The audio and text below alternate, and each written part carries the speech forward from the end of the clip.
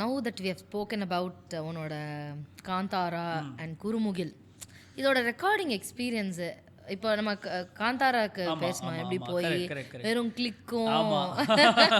வெறும் அந்த ஸ்ருதியும் மட்டும் அவ்வளவுதான். வச்சுட்டு ஸ்ருதி அண்ட் மெட்ரோனம் வச்சு தான் ரெக்கார்ட் பண்ணோம்.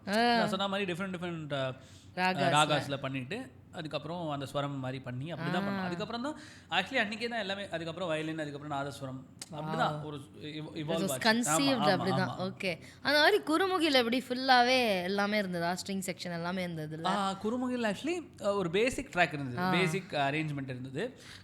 ஃபர்ஸ்ட் சிந்தூரி அவங்க தான் கால் பண்ணாங்க. கால் பண்ணிட்டு இந்த மாதிரி அஃப்கோர்ஸ் நான் விஷால் அண்ணாக்கு நிறைய பாடிருக்கேன்.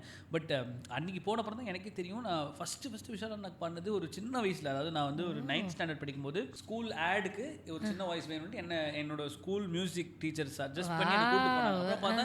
அப்புறம் தான் தெரியுது அது அவர் பண்ணதுன்னு. ஸோ பேக் தென் ஃபர்ஸ்ட் நான் என்னோட ரெக்கார்டிங் எக்ஸ்பீரியன்ஸே விஷால் அண்ணா கூட தான்.